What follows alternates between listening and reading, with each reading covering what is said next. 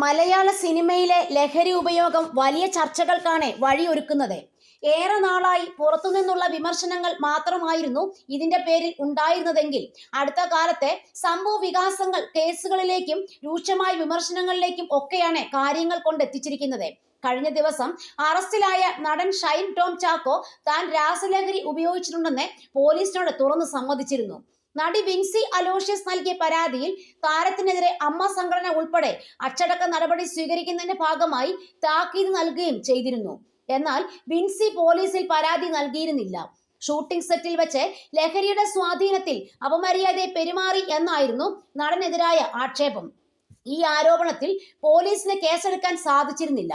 എന്നാൽ കൊച്ചിയിലെ ഹോട്ടലിൽ പരിശോധനയ്ക്കെത്തിയ സമയം ഷൈൻ ടോം ചാക്കോ ഇറങ്ങി ഓടിയ സംഭവത്തിൽ പോലീസ് താരത്തെ ചോദ്യം ചെയ്തപ്പോഴാണ് ഞെട്ടിക്കുന്ന വിവരങ്ങൾ പുറത്തു വന്നത്.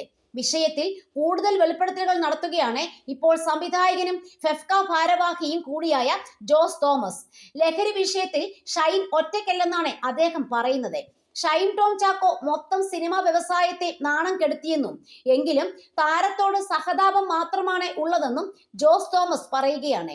മലയാളത്തിലെ മുൻനിര താരം ലഹരിക്ക് അടിമയാണെന്ന് അഡ്വക്കേറ്റ് എ ജയശങ്കറിന്റെ ആരോപണം ജോസ് തോമസും ശരിവച്ചു. കൂടാതെ ഒരു മുതിർന്ന നടനും അതേ പാതയിൽ ആണെന്നും അദ്ദേഹം വെളിപ്പെടുത്തി. ജോസ് തോമസിന്റെ വാക്കുകൾ ഇങ്ങനെയാണ്: മാധ്യമങ്ങൾ നിറയെ ഷൈൻ ടോം ചാക്കോയെ കുറിച്ചുള്ള നിറം പിടിപ്പിച്ച വാർത്തകളാണ്. 10 വർഷം മുമ്പേ കൊക്കൈൻ കേസിൽ അകത്താകേണ്ടതായിരുന്നു.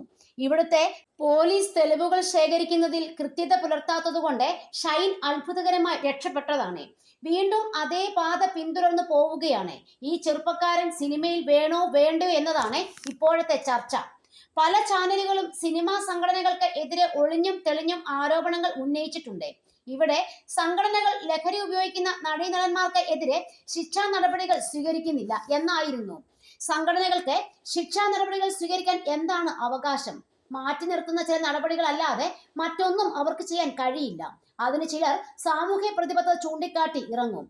പണ്ട് തിലകനെ വിലക്കിയില്ലേ, മറ്റു ചില സംവിധായകരെ വിലക്കിയില്ലേ എന്നൊക്കെ പറഞ്ഞുകൊണ്ട് സംഘടനാ വിരുദ്ധ പ്രവർത്തനം നടത്തിയാൽ അവരെ വിലക്കും. അത് സാധാരണയാണ്. ഇക്കഴിഞ്ഞ ദിവസം പ്രൊഡ്യൂസേഴ്സ് അസോസിയേഷൻ ഷൈനെ വിളിച്ചു വരുത്തിയ ഒരു മീറ്റിംഗ് ഉണ്ടായിരുന്നു. മാധ്യമപ്പട തന്നെ അവിടെ കൂടിയിരുന്നു.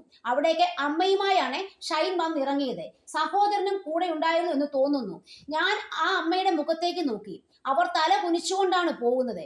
ഒരു മകൻ ജനിച്ചപ്പോൾ അവനെ ഷൈൻ എന്ന് പേരിട്ട് അവൻ ജീവിതത്തിൽ ഷൈൻ ചെയ്യാൻ ഉദ്ദേശിച്ച് വളർത്തിക്കൊണ്ട് വന്നിട്ട് ഒടുവിൽ ലഹരി ഉപയോഗത്തിന്റെ കേസുകൾ ഉണ്ടായി, ആരോപണങ്ങൾ ഉയരുക, പിന്നെ സ്ത്രീത്വത്തെ അപമാനിച്ചതിന്റെ പേരിൽ ആരോപണം നേരിടുക. എനിക്ക് ആ മാതാപിതാക്കളോടും ഷൈനിനോടും സഹതാപമാണ്. കാരണം സെറ്റിൽ കൃത്യസമയത്ത് വരികയും ഒരു നിർമ്മാതാവിനെ ബുദ്ധിമുട്ടിക്കുക ഒന്നും ഷൈൻ ചെയ്തിട്ടില്ല. ഷൈൻ ലഹരി ഉപയോഗിച്ചു തമാശയ്ക്ക് ഓരോന്ന് പറയും. അത് പക്ഷേ അത്തരത്തിൽ പറഞ്ഞപ്പോൾ വിൻസി അലോഷ്യസ് എന്ന നടിക്ക് ഒട്ടും കംഫർട്ടബിൾ ആയി തോന്നിയില്ല.